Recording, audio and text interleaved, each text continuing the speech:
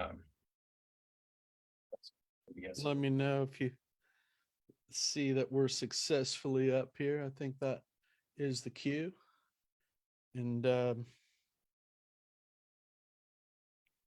good. Well, welcome everyone to Quantum Leap. Cory, are you there? And I am. We are live. Okay. Today we're going to be talking about, well, industry leader and kind of continuing this discussion of industry leader and where Cory and I came up with some of this content. And I'm going to be getting Cory's reaction to a lot of it too, because it's things that he teaches and we have some different frames and things we're going to go over. But first I wanted to have Cory introduce himself. And if you want to do a check in, Cory, feel free. Otherwise, just do our routine introduction. Yeah. Hey, everyone. Cory Not here, and a business coach with Take Wing Coaching. And I think one of the things I'm going to start focusing on this year, because I have some goals to reach, is on partnerships. And actually, just to avoid the legal term, more like collaborations, where individuals want to start businesses with other individuals or, combine together to buy something and run it in conjunction. So it could be 1, 2, or 3 or 4 other people. Maybe they form an LLC or an S corp or however they do it. But ultimately, partnerships are a dangerous minefield that typically fail much faster than other businesses. And so we have a process for helping them all get on the same page and working in harmony together so that they can actually leverage the power of collaboration to be more successful than your average business. Okay, great. First, I want to just see if you had any thoughts on debriefing on the Pradna Leitner segment who we had on last week. And I really think that's the first of our new series called the Visionary, Business Leader series, where we're going to have key folks on once a month or thereabouts to really just, continue to comment on, how to be an industry leader. A lot of these folks are definitely more successful and knowledgeable on us on some of these issues, and if not all of them in the case of Pradna. So, I really see us as facilitators in a lot of ways of this industry leader program. I feel like, so I was going to get your initial thoughts there, if you had any follow up there. Yeah, not a lot. I enjoyed the segment, and Pradna brings good perspectives, and I like her energy. And I think that's a lot of what she brings. But looking more at your industry leader, I guess I would just kind of, let's review some of those key aspects. Yeah, it really comes down to the details. I mean, I was initially trying to just give an overview of, the anatomy of an industry leader and kind of hit some of the highlights. And I thought she did that very well.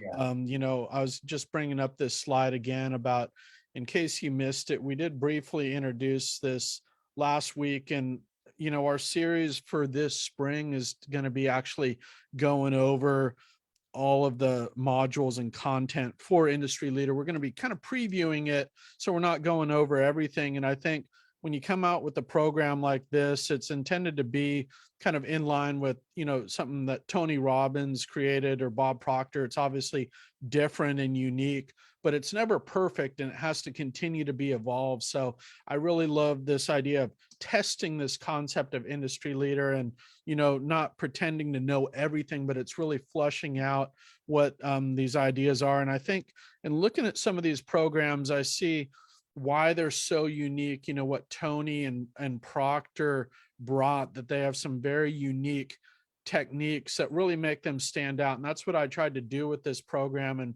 we're going to talk about some of those key things, but it's essentially a coaching program that combines both coaching and teaching. So I just don't believe coaching can get you all the way there, because you don't know what you don't know. I think that's what's so powerful about Lift, and what you taught me in Lift is that you really have to teach a lot of this nuts and bolts, things that we know nothing about, why they may even be important. And so much of this stuff is really counterintuitive that you don't think, I've heard of that.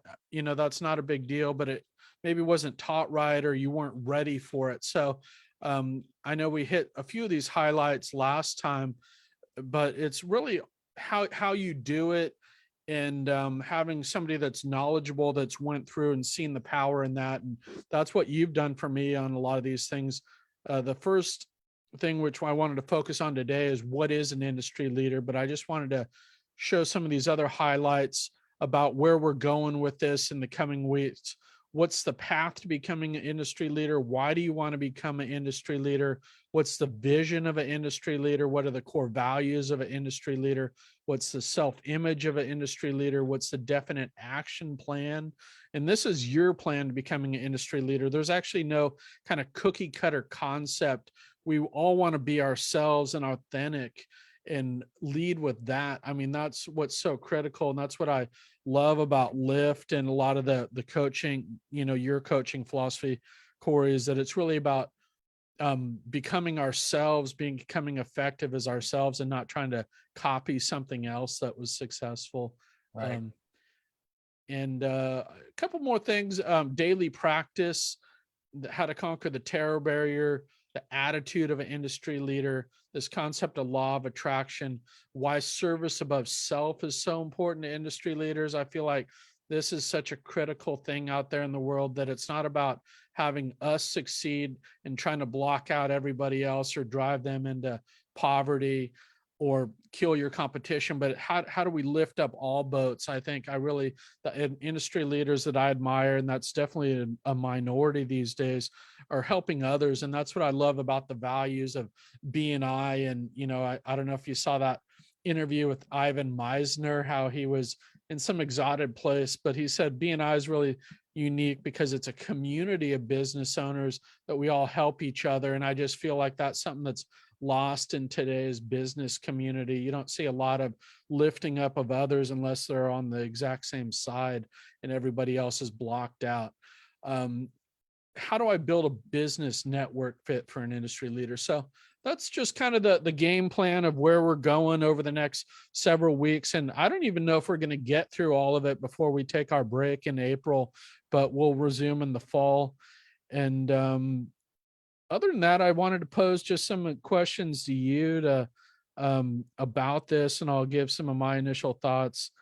Um, is there anything that kind of stands out to you there that's one innovative or important or unique to this program that you see as a critical piece to being an industry leader? Well, I actually see I think the idea is actually kind of unique. I haven't really seen anybody present something that way before.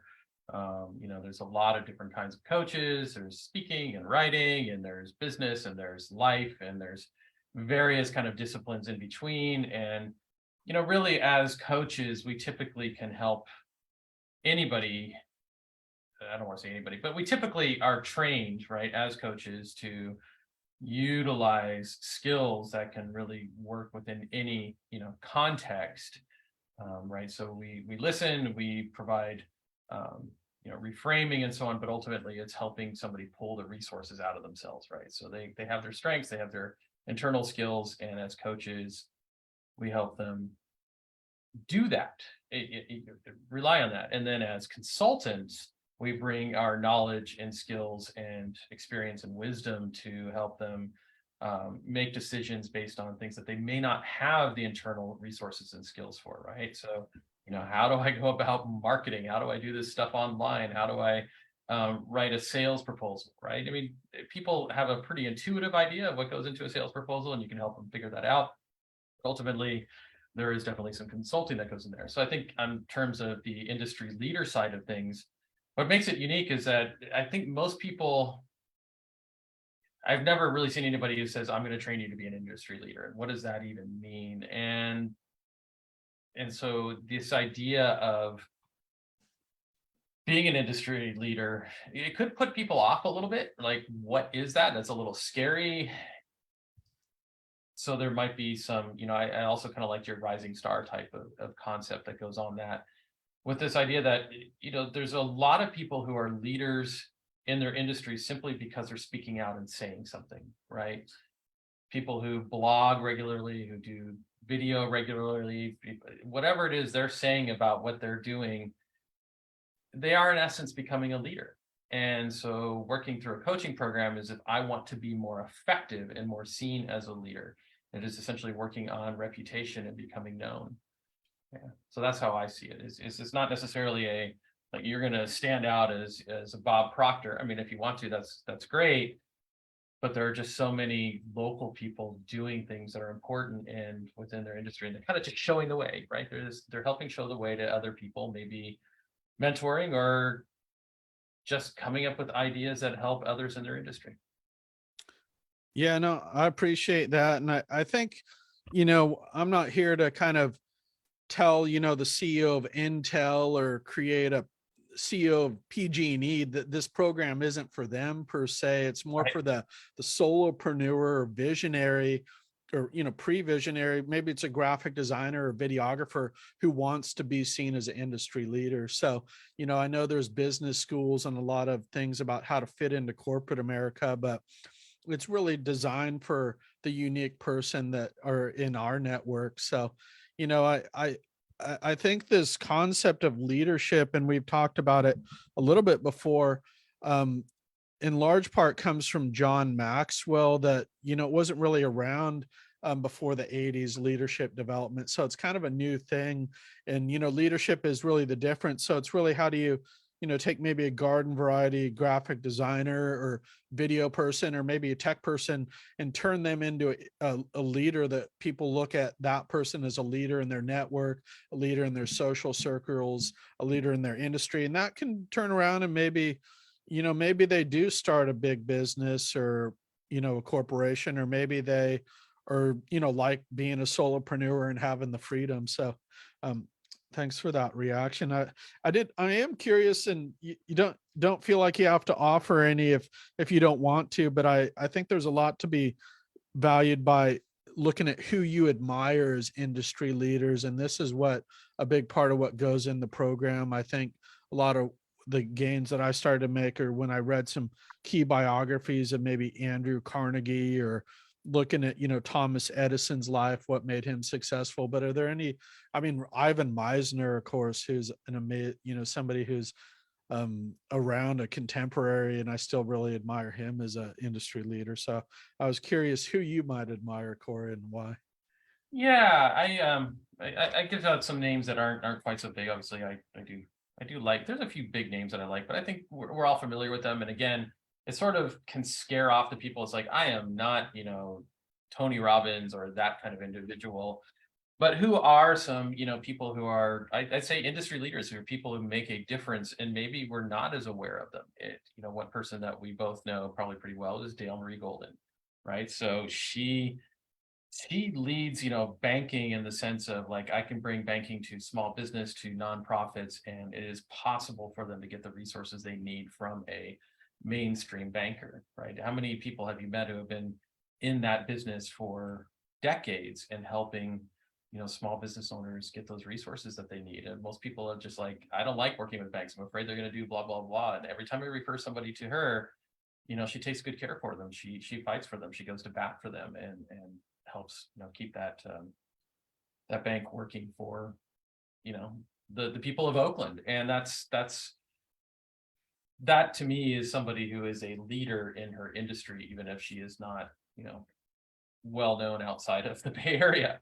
Another person, we talked about Mike Macedonio, and he's been partners with Ivan Meisner, and he's done a lot of writing, and a lot of the stuff that we see in BNI was created by him, and not just created by him, but he collaborated with other people to come up with that material, and has produced it, and his name is sometimes on it and sometimes not. It's always interesting to have a conversation with him about something I found in a BNI book somewhere to do a presentation. It says, oh yeah, I wrote that, and it doesn't have a name on it.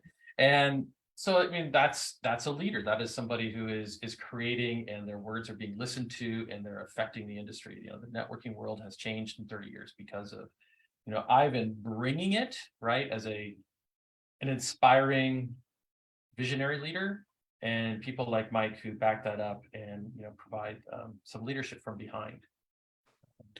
Yeah, no, that's well put. And I definitely think Dale Marie was a big influence on me creating this program too. And also you as well, Cory. I just think people who, it starts really becoming a local leader and, looking at people in our BNI, they're a lot of them are leaders in their industry and maybe they wouldn't see themselves as such. But if you're kind of known as like the go-to banker in Oakland or Right. the go-to business coach, I see kind of why that is, what you put in to get there, and then the values and the what makes that. And I think that's really the goal of the program, is to get people to that level. Maybe some of them will rise to being regional or even state leaders. I know not everybody is going to become Bill Gates. Not everybody wants to be Bill Gates.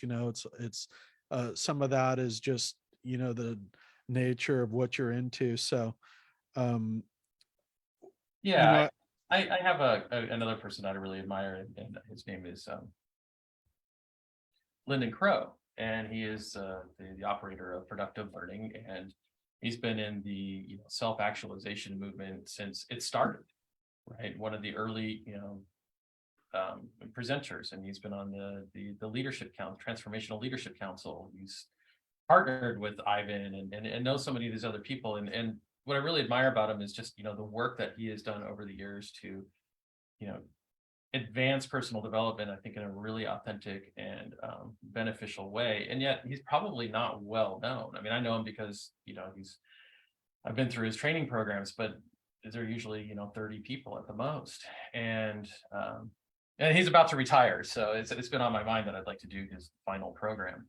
um, but to me, that is also, so again, somebody who's a leader from behind. So when I think about industry leaders, I think about people who want to make a difference, and how can they do that through their, especially if they want to make a difference in what it is they do as their profession.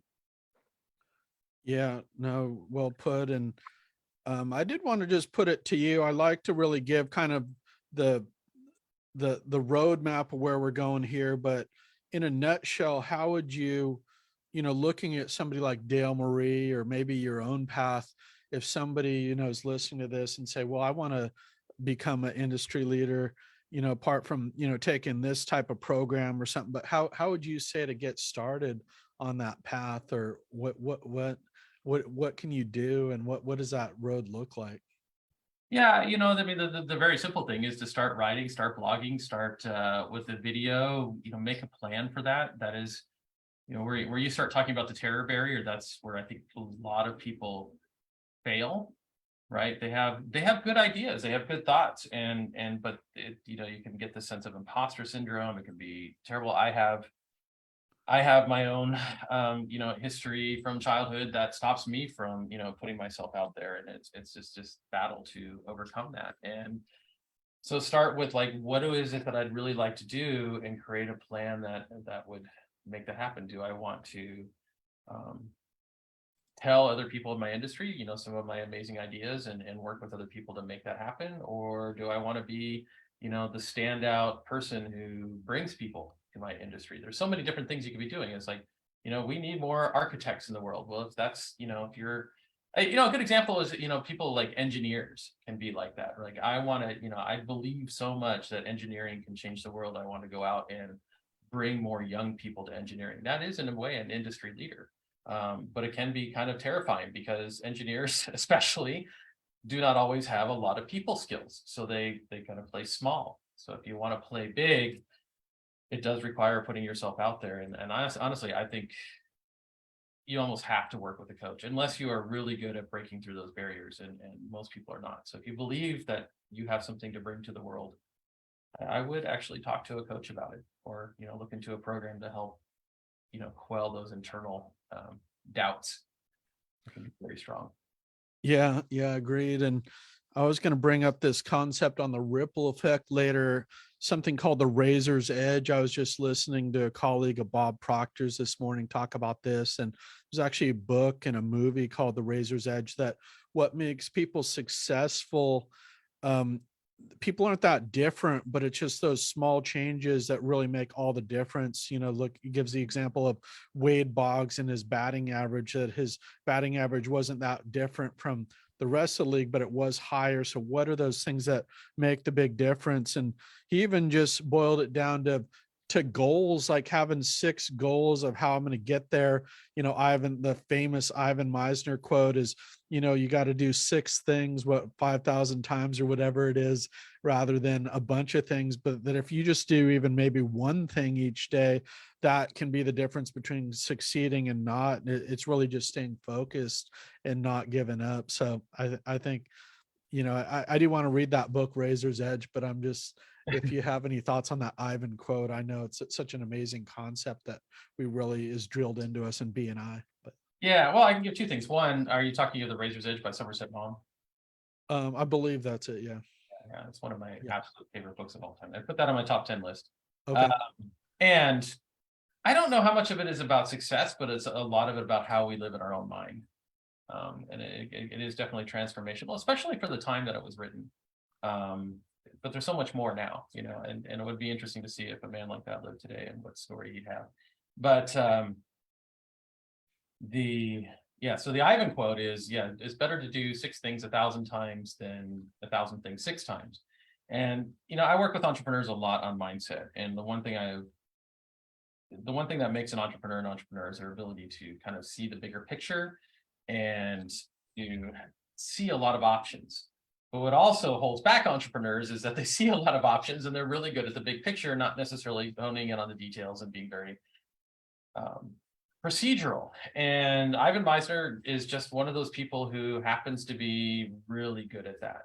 I'm not even sure that he is a great entrepreneur. He has, he's developed 1 business, maybe 2, in 30 years, and he is a great businessman. And so it's a good thing to model. So if what you want to do is that business, follow that rule. And if you find yourself an entrepreneur with a lot of ideas, follow that rule. And it may be difficult, right? So this is where we can bring in coaching and accountability. But what I would say to somebody, who's more on the entrepreneurial side, has a lot of ideas and just things flowing through their head, is listen to that advice by Ivan. And even if it's not 6 things 1,000 times, maybe it's 6 things 50 times, because I guarantee you most people in our boat, in our shoes, and with all these ideas is probably right now is doing 1,000 things 6 times. So if you can just turn that around a little bit, it will make a difference. So like you said, 1 thing a day, pick 1 thing you're just going to be consistent on for the next month or 2, and then reevaluate whether it's failing, because we tend to move on to the next shiny object very quickly in the entrepreneurial world. And so that's where Ivan is also an industry leader. He's saying, hey, be an entrepreneur, but also a businessman. There is a fine balance that, to achieve that kind of success.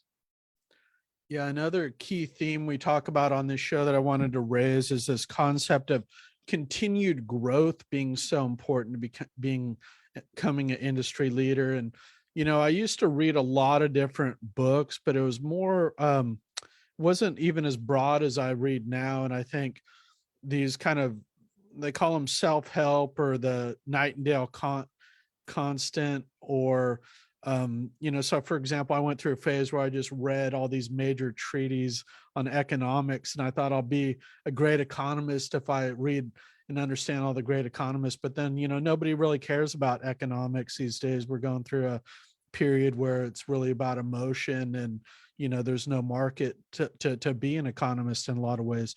So I kind of gave up on that. But I think it's really about finding this like multidisciplinary reading. So I was just curious about this path of continued growth, and what that's done for you, and what people might look at there.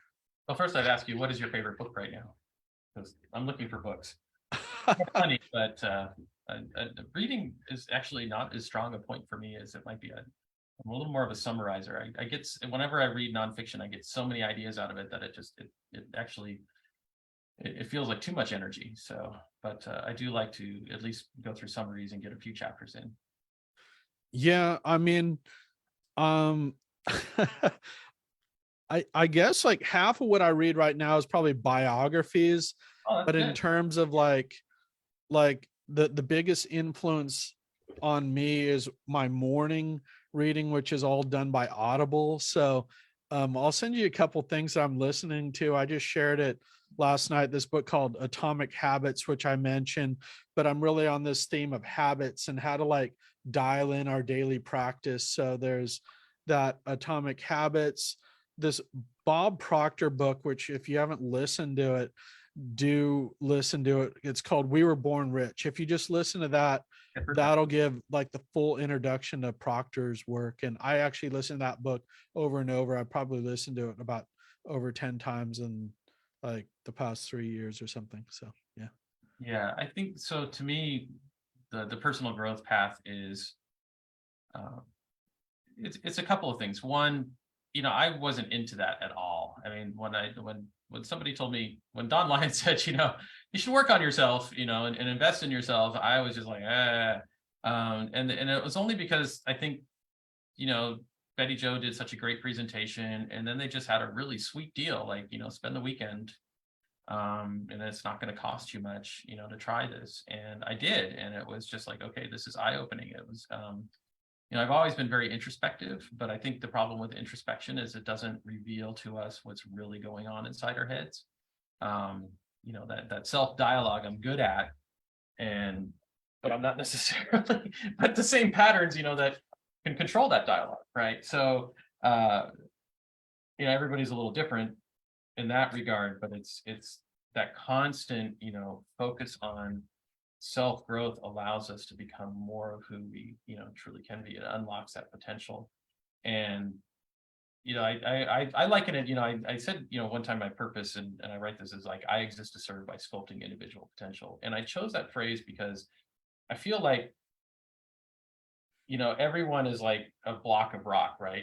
But like you said, we're born rich. So we're kind of born, as like this perfect thing. And then as, if you use the Pink Floyd phrase, it's like that wall builds up, around us. And it's like a big, it's like rock, right? It just gets in our way, and we can't do anything, and we can barely move. And then as, a sculptor, the famous sculptors will say that they never actually choose the art is already within the stone. And I feel that that's, the way people are. So as you help them chip away at that rock, it reveals who they truly are and allows them to move again. So that's what I think, personal development is. And if you don't continue on that path to growth, the rock just builds up again. So it's a constant evolution of, chipping away, because it keeps coming back, right? Other parts of our lives just flood in, and you can kind of be all stoned up again. So that's how I would put the analogy. Yeah, no, I like that. And I do think a big thing that I do different now that I didn't do as well 10 years ago is this concept of action, that you got to put things into action right away and start using it. Otherwise, you kind of lose it. And I think a big thing too, this concept of, well, we're going to be exploring on the show called Networking Up. We have a preview. We're going to be going over that. But I think the biggest influence is meeting new people. I mean, meeting you and Pradna probably did more for my personal growth than any other book or anything recently I've done in the past like 3 years, because we need people that can kind of be interactive and that we can continue to grow with. Or I don't know what this concept of mastermind. So I really am focused on meeting new people too that can influence us. Even somebody like John Maxwell, I don't work with him closely, but he puts out so much digitally that kind of just being connected to what he does has been very influential to me too. Right. That actually brings me to an interesting question for you, because I think that this is a problem that people are going to have as they approach this sort of industry leader idea. Right. I have ideas I want to put out there, but there's some people, like, who are so prevalent and so well known in my industry, and I feel like, anything I have to say is it's already been said by them. So what would you say to a person like that? Like, I don't, because I think that is a little bit of the source of the imposter syndrome, the terror barrier, and also maybe just a sense of, I want to go bigger. I don't necessarily want to be that big, but I want to be heard. And yet I feel like, these people already do it so well. What do I have to contribute to the conversation? So what would you say to somebody like that? I mean, I think it's focusing on what makes you unique, and this goes with your story, which I know you're big on, but you're really put this stuff in such plain language that a lot of people, I think the danger with these big coaches is they get so, big and famous that they don't really connect with everybody because people see them as such a reach that, I don't want to be like that, or, maybe their teeth are too wide or something, it's just, so I think it's really being down to earth and delivering those same ideas can be even more impactful, that you just have such a down to earth way of, saying this stuff. And I actually think you do convey a lot more than what is said by maybe some of those leading coaches. I think a lot of the big issue there is they get so commercialized that they're boxed into what kind of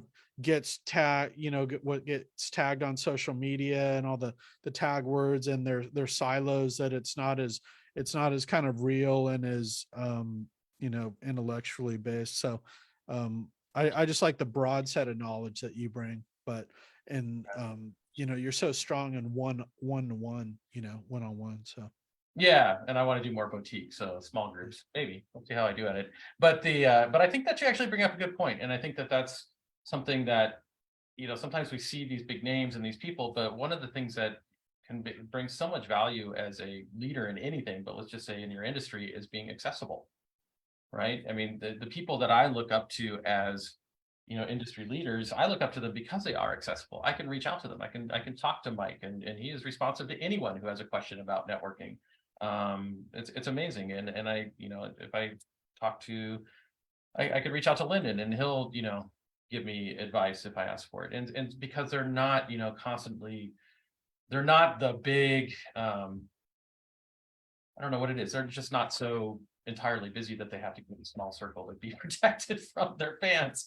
And so I think that we all have an opportunity as people who have something to say, even if it's not truly unique, even if it's just like, I'm going to be, the Tony Robbins of the Bay Area, you would be much more accessible to the people who need what you have to bring to it, right? And your ideas. And I don't know if that's a really good analogy on that one, but maybe I'm going to be, just seen um, as a person who can help other people transform just in my area. And it's a much more personal touch. It is a problem working sometimes with these big names in your industry because they're inaccessible, and so they put you in front of somebody they're hired to help you, but they may not be all that well trained.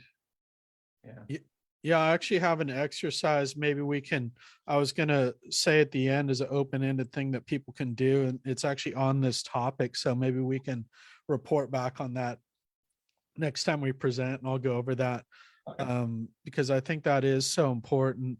A lot of times it's just one little twist. You talk about niche, that maybe there's some niche that is so perfect for you to move into, that's the kind of difference, and And really generating where you want to be. And I feel like that's the same with industry leader here. I'm not there yet. I was talking to Trey McAllister about this, and he was giving me some good advice on it. So I just love, posing the question that, starting with the premise that we don't know everything, like, let's talk about this, yeah.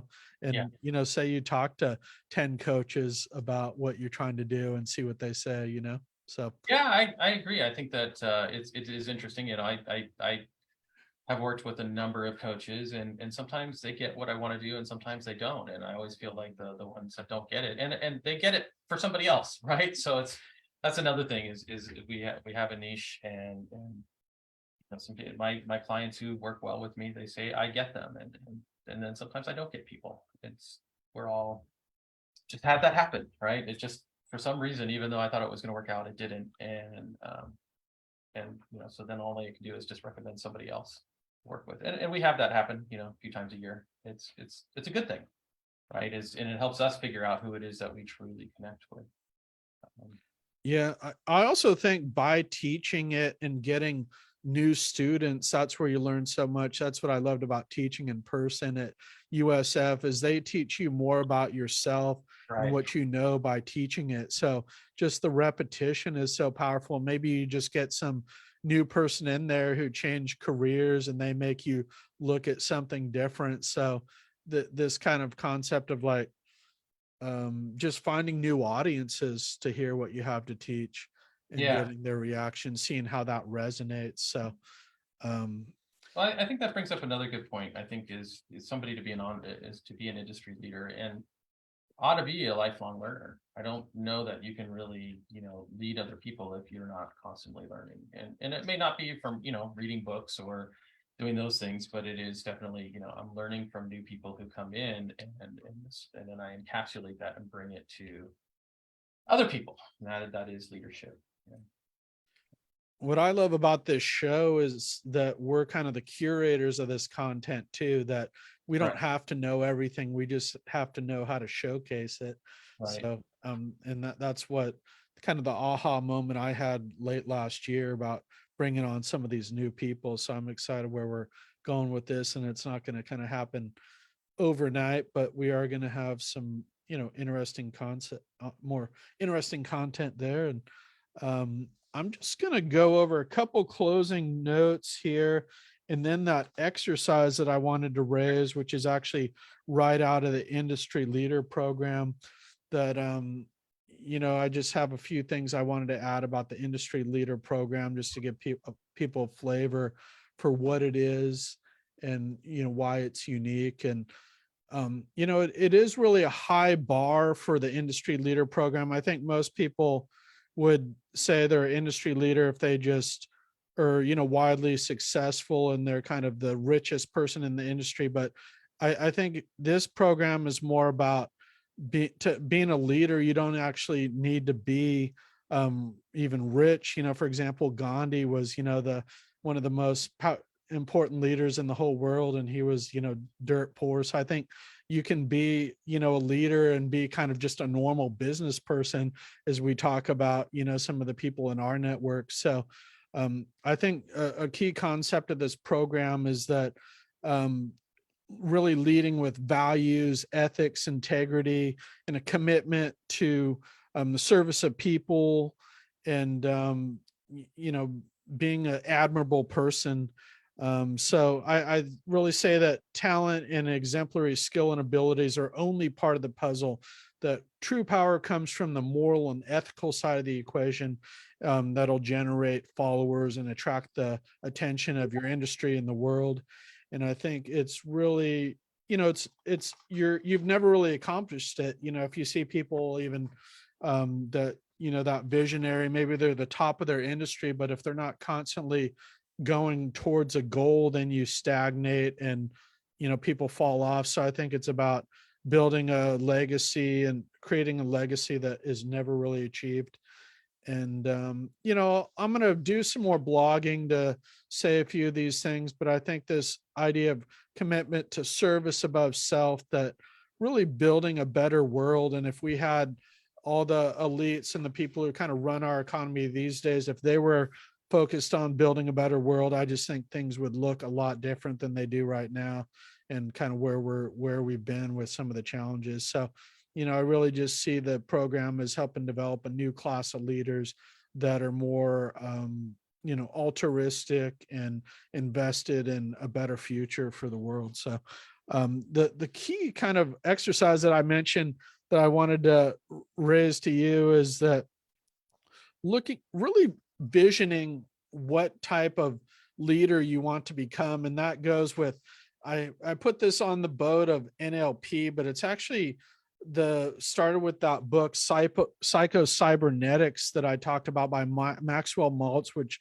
really revolutionized this whole self-help industry by visioning things. So and this comes from an awareness of your own uniqueness. So envision what type of leader you want to become, and describe in detail what this looks like, how it feels, and what it would do for your life. And so it's kind of like painting a portrait in your mind, and maybe it's a little hazy or it's blurry right now, but if you do that and you keep doing that, a year from now, 5 years from that, that's going to come into focus and you're going to become that. So that's kind of an exercise I just had.